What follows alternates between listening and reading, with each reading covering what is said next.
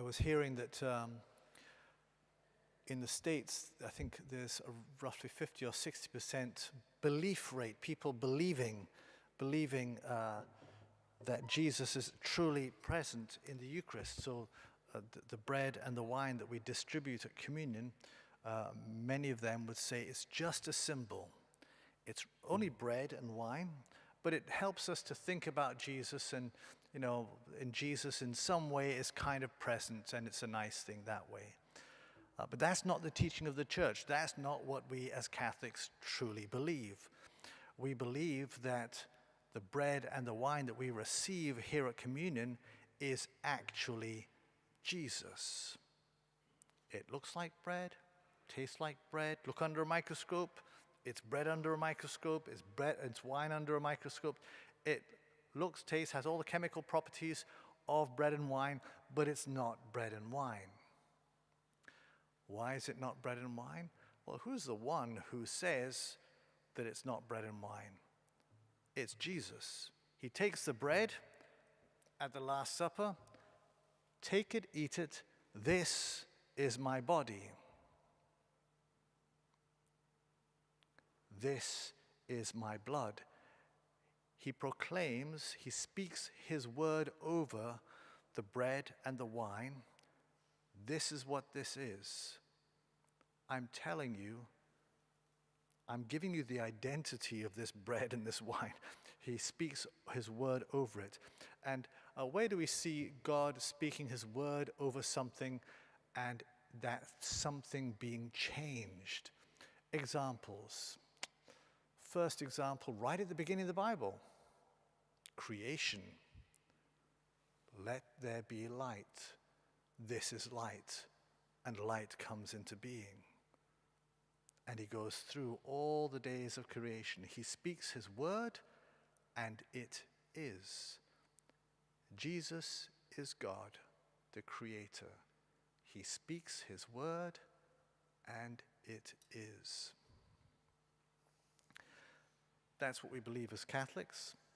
Jesus didn't say this is a symbol of my body, a symbol of my blood. He said it is. And this text we're listening to in John's Gospel is the theology, the teaching that Jesus gives behind that text. He, Jesus, is the bread of life. He is the one who's come down from the Father to feed humanity, to give life to humanity. As the ancient Israelites walked through the desert and they had no food as they were traveling this barren place, the Lord gave them bread from heaven, the bread that enabled them to reach the promised land. Jesus is the bread that God gives us for our journey to the promised land of heaven. And those who ate the bread in the desert in the past died. Here Jesus saying, if you eat this bread, me, who am life, I am the way, the truth, and the life. If you eat me, who is life, who is the bread of life, you will have life. It's not to say that I'm not alive. How many people here are alive at the moment physically? Do you have physical life in you? Who's awake for a start? Have I put you all to sleep? Physically awake, physically alive people, you can raise your hand. We're all alive physically. That's a reality. That's a truth. That's not the type of life Jesus is talking about giving us. He's talking about giving us divine life, the life that begins here. Eternal life starts here and now, Jesus says, and continues into eternity. It begins here and continues. And so that's the life he's talking about, because the present physical life that you have now, that you stuck your hands up for, that life departs. You and I will all physically die. That's life. And that is not the type of life Jesus is talking about.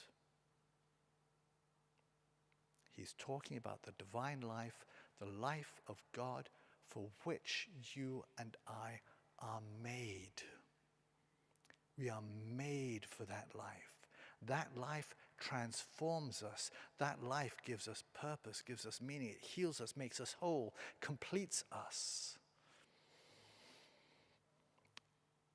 And he desires to give us that if we should want to receive. If we're content with just mere physical life that ends, and are seeking nothing more, how sad is that? Certainly he desires to give us far more than we could ever dream of or imagine.